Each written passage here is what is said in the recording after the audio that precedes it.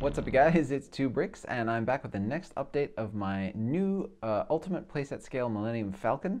I don't know if I'm actually going to stick with that name or not. It's going to be too confusing with the previous Ultimate Playset Scale. Whatever, you guys know what I mean. This is going to be just a quick update on the progress that I've made so far. I'm just having a lot of fun with it. If you guys didn't see the previous video, this is just me kind of having a second go at designing a kind of ultimate Millennium Falcon for my own personal enjoyment to have in my collection, and then it's something that I'll be providing instructions for you guys to be able to build for yourselves. So this is sort of a hobby passion project for me, and it's my attempt to get the Falcon to be as perfect as humanly possible, scaling everything to this cockpit piece that comes with the Lego playsets. So not UCS scale, not minifig scale, but scaled to this, but still keeping all the features intact. So today I'll just give you guys a rundown of all the different things that I've been working on and what I'm thinking of, and kind of design changes that I've made along the way since the introduction video. And so yeah, let's just kind of get in there and take a look. And I'll also do some comparisons to the previous version, where what's left of it, I'll be showing you guys kind of how what I'm doing compares to what I had previously. So yeah, it's going to be a lot of fun. So let's dive in and take a look. All right, so as you guys can see, there's been a considerable amount of progress from the previous one, where I basically just had a base and there was some detail on the bottom, but that was about it. So now you can see I have the start of the kind of cockpit corridor in here. I'm figuring that out. I'm really happy with the kind of the way that this all fits in here, this kind of really tight tolerance, and the way that these two plates come together, just how I imagined for the kind of tricky section here, where you switch angles for the cockpit to be, the corridor to be going off this way while the cockpit continues that way.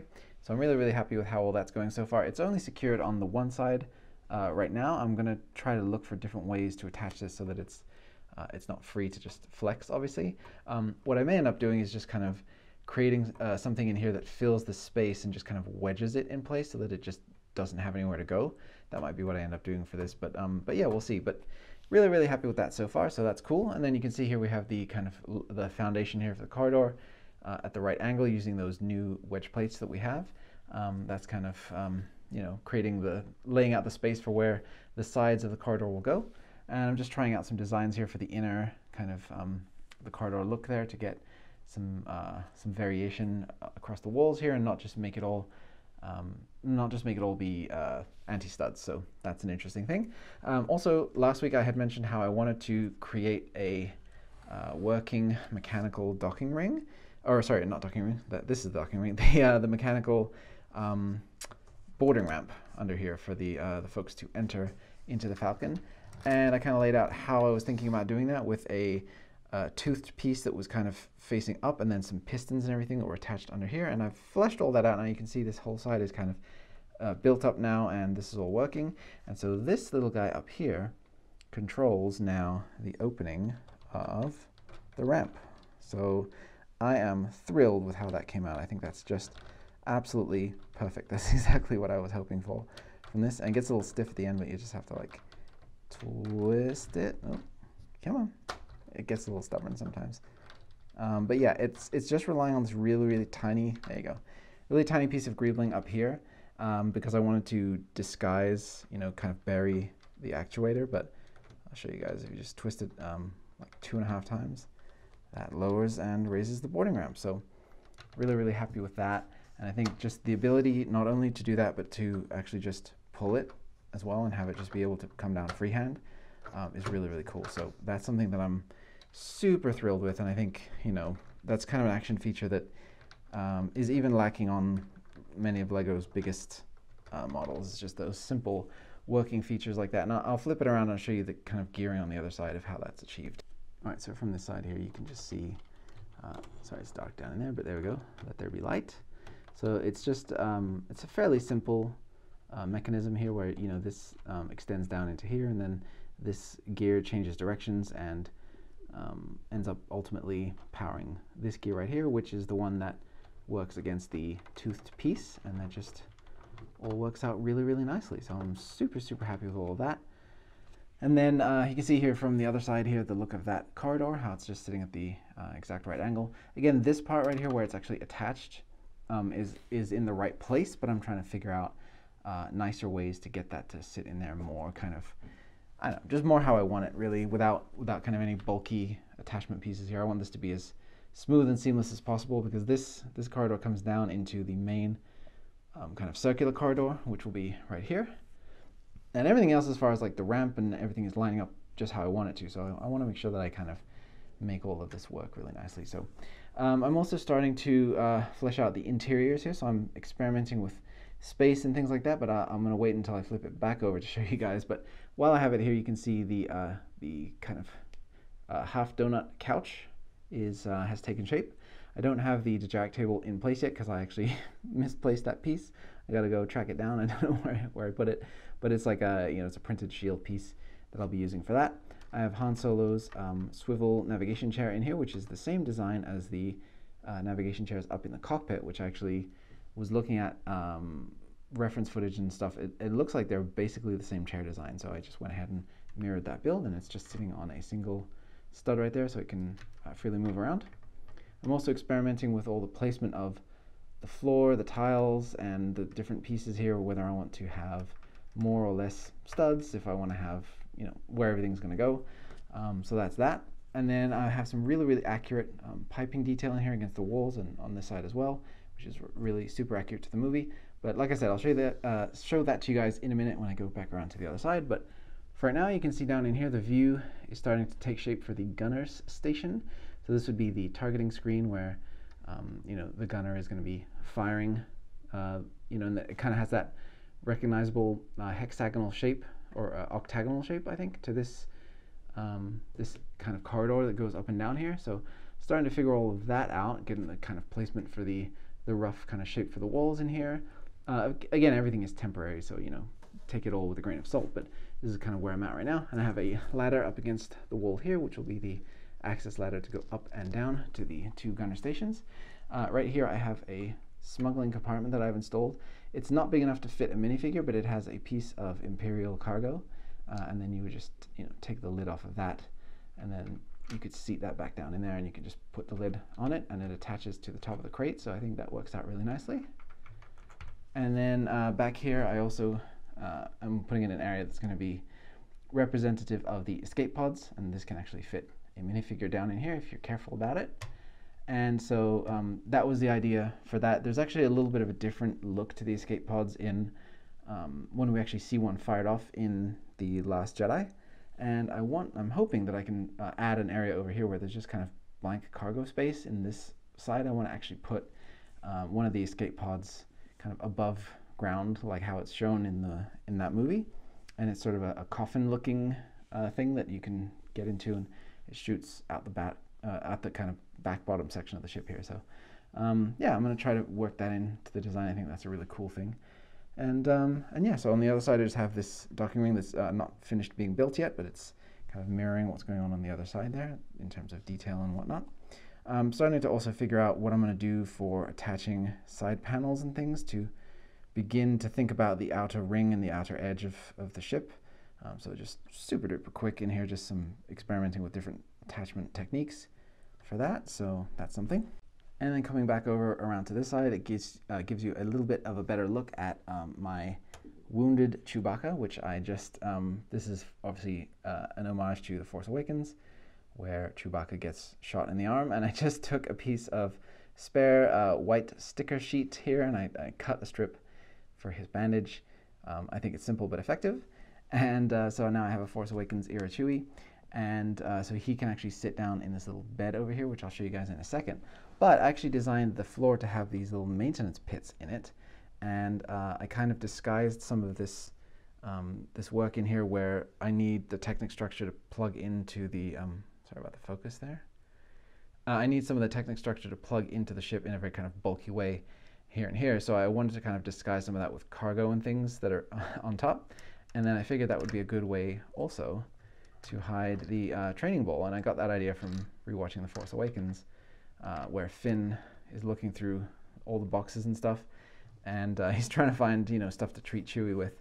And so I figured if I have two pieces in here, in two different bits of cargo, sorry, this piece right here, the clear piece, and then the training probe droid, then that can just kind of be something that you can discover and put together, but it actually serves a second function. So in addition to being the training droid, it actually serves as the handle to remove this little section here, so you can get access to the maintenance pit down in here. It's got all kinds of nice pipes and greebly details and things in there, so that's really fun.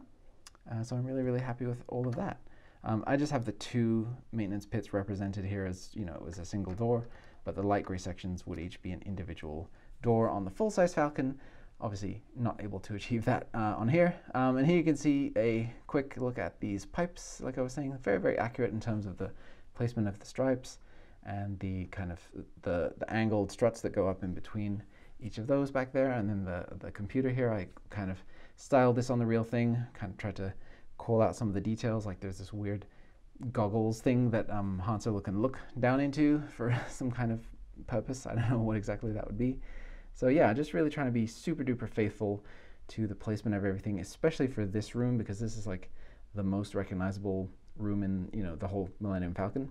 And then this was a late addition for The Force Awakens, this additional bed right here, which was obviously, again, to accommodate wounded Chewie. So let me turn this around and I'll show you how he fits in there. Okay, cool. So I will go ahead and put away the probe droid, or the training droid, I mean. So put the stand in that piece and put the actual bowl back in there. And the lid can go on top of it. And then we have our wounded Chewbacca right here, and he fits very neatly right into this bed with basically no extra space left over, which is really nice, because these beds are a tight fit in the actual movie as well. They're kind of modeled after like the bed you'd see in a big rig truck or something, where it's just exactly the space that you need to fit, because obviously space is a premium on a spaceship like the Millennium Falcon, which is not that huge.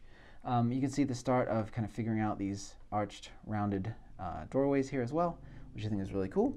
And it just kind of completes the look, especially when you go around into this corridor right here. I'll actually talk a little bit more about the layout in a second, but it's far more accurate than what it was before. But the last thing I want to say about this bed is that I have a little hinged section right here, so that if you ever have trouble getting your figures in and out, or you want to place them in a special way, or you want to make sure that their feet are locked down to these studs right here, you can do that, and then you can just place the lid right back over the top. So I think that works out really nicely. So super happy with that whole section. Hopefully none of this will really have to change once I bring in the top lid, but I have kind of been roughly measuring things out, and I think it should all fit just fine. And you should be able to have minifigures standing in this area, no problem with the lid on. I think that should all work out just fine. So yeah, really pleased with this section. Like this section is so finished compared to everything else, but that's kind of how I work. I sort of go a piece at a time and I kind of figure it out. So but yeah, that's how that's all looking. So let's take a look at the front mandibles next, which are also brand new. So you can see down in here we have much more accurate greebly details here for the mandibles. I'm actually really happy with how these are turning out so far.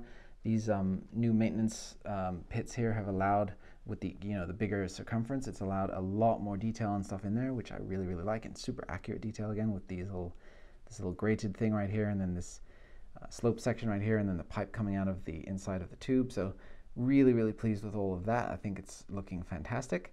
And then I haven't yet done the same face of this, but on the bottom, so it's actually just blank right now. It's kind of you can just see the Technic structure under there. So I'll be working on that next, and then also obviously finishing the other one. But I'm really happy with the level of detail that I'm getting on these, and I'm trying to be very conscious about not just putting detail for detail's sake. Like I really studied the shapes, for example, of this piece right here, and the way that it kind of blends into the ship, and the shape for this thing right here, and these little ingots, they're not put in randomly. They're all done with a lot of thought and care, and this kind of spherical shape here. So yeah, I really want this to be for people who are really into the details and model making and things like that of the actual Falcon. I want them to be able to call out specific details and have a good time seeing all this stuff. So yeah, so I'm really pleased with all of that. So far, the way that this is attached is actually a Technic pin under here that is plugging into a larger Technic structure that is that you can see here. It's kind of just pinned in sideways. So that's all working out pretty well, and I've not really encountered any issues with drooping or anything like that. It's really secure in here, the way that this is all. It's tons of interlocking these kind of bracket pieces that go step down, and then there's ones that go underneath, and then plates that are sandwiched in here and sideways brackets and everything. So really, really sturdy construction. I just obviously have to figure out how I'm going to tidy up this area so that it looks more presentable when the actual ship is complete, because you don't want to have just a bunch of colors and things. But obviously all of that is temporary for right now, and it's just kind of work in progress. So then over here, I detailed out this kind of central area. So this will be where the exterior of the ship stops, and then the interior starts back here. So I do have room for a little cargo bay, as there is supposed to be in the real Falcon back here, so I'm really happy about that. And then you can see on the inside here, I'm also trying to be very, very faithful with all of my detailing. Let me actually turn this around. So yeah, you can see in here, I'm trying to be really, really faithful to the detailing on the inside of this. As to the 5-foot filming miniature for the Empire Strikes Back, that's my kind of main primary source of inspiration, even though I do want this to be a full, like, all eras Falcon, obviously except for the Solo one, which is completely different. But I'm really trying to kind of look to that model as my kind of main basis for inspiration. So you can see this is like a little kind of I forget what they call it in the official reference material, but it's basically like a tractor beam that will kind of get your cargo into place and kind of insert it into onto this platform so that you can load it up into the ship. So that's really cool. And then I have these two front-facing lights here, although I'm going to think of a better way, because these should be a little bit further down onto this sloped structure. So I think of a different way to attach those, but I definitely wanted to not forget that those are there. I'm actually trying to be really accurate about light placement this time around. So there's going to be the landing lights underneath the ship. There's going to be the caution lights for the boarding ramp. So you can see they're not on that side. They're on this side. Let me flip this guy around again. So under here, you can see these little red kind of, yeah, just to indicate that the landing ramps are opening, and I'm going to be placing all of the relevant details to represent lights all throughout. And something I actually did on the front here is I have a little, the headlight or the spotlight on the front of the Falcon here, and then I have a little red bar on the inside of it, because that light is different colors at different times. So in Return of the Jedi, and you can see it in The Rise of Skywalker, it appears red, and there are other times when it appears yellow or white. So I really wanted to kind of have a combination of all of those things in there, and that was kind of my idea. So having the red in the middle and then the casing be clear, I think is a really good way to achieve that. I did go back and forth on that a few times on how exactly I wanted it to look, but I think this is ultimately my favorite look of the bunch. So yeah, really, really pleased with all of that stuff. I love getting into the nitty-gritty and the details and things, and really studying the reference and making it come alive. So that's kind of working out really well for me. The last thing that I did change is inside of here. A few of you guys pointed out that the lever piece for the hyperdrive activation wasn't the best solution, wasn't the best looking for this particular thing right here. So there's this interesting little kind of pulley piece that exists that kind of gives you the look of multiple levers, which I think is a really good choice. And somebody pointed out to me that the Guardians ship, the most recent one, the orange one, uses this for their kind of console yoke detail thingy, and that I should take a look at that. And I totally love that idea, fell in love with it, and used it right away. So thank you to you, whoever you were, a commenter. I'm sorry that I've forgotten your name, but I loved that suggestion. So there we go. So I just wanted to give you guys a quick look at the kind of comparison in terms of how these two are different. You can see here that a lot of the same things that I've been calling out are kind of represented in my original Falcon, and then they're just allowed a lot more room to breathe and a lot more kind of room to be accurate in this model, right? And in the new one.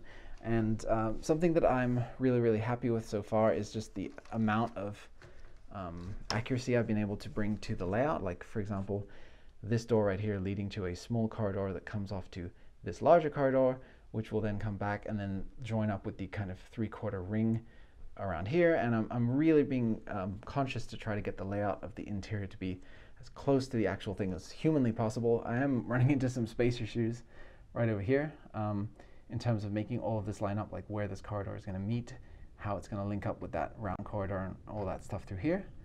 So that's, yet to be determined, but it's going to be a heck of a lot closer to the actual movie than what I had on this one, which I think was an admirable attempt for the size, you know, that I had to work with. But it definitely, like, I didn't have the angled corridor. I didn't have the proper kind of placement for the ring. There's no doors. There's no kind of well, there's very few doorways and things that go in between the sections. So I'm really, really happy with the new model, and I think it's a huge step up in terms of accuracy and detail, and I'm super thrilled. So yeah, that's all going great so far. All right, guys, so as you can see, I'm having a lot of fun, and hopefully soon I'll be able to give you guys an update where the entire back section there, in terms of the floor and kind of figuring out the hyperdrive engines, is all kind of figured out. But I think this is a pretty sizable update for now, so I'm pretty happy with it. I think the one thing that I do love about the original over here that I still think to this day works really well is that I can just pick it up and just move it around, and it's totally, I mean, it's rock solid, you know. And that's something that I think, given the different kind of ways that I'm constructing the underside here with the different plates and things, the solid frame doesn't come out as far on this one. It's more contained to the middle. So figuring out the kind of structure and the strength of the outer sections is something that's more challenging. And it's something that I'm kind of continuing to work on. So hopefully when this is done, this won't be a fragile thing that you can just look at. It'll be something you can actually pick up and play with. And yeah, that's definitely an important thing to me. So, but yeah, it's going well so far, and I'm really, really pleased with the results. And I cannot wait to show you guys the finished thing, because I can't wait to see it myself. So the sooner it's done, the sooner I can show it to you. So that's going to about do it for today, you guys. Thanks again for watching, and if you're enjoying the series, I really do appreciate it if you drop me a like, you know, leave a comment, let me know what you think. Is there an area of the ship that you think is going really well? Is there an area that's lacking? Is there something you really want to see? I have actually future action features that I have in mind that I'm going to try to implement and show you guys, so that'll be a fun thing to see if I can actually pull all that off. But yeah, that's going to about do it for today. So I will see you guys on the next update. Thanks again for watching, and may the force be with you.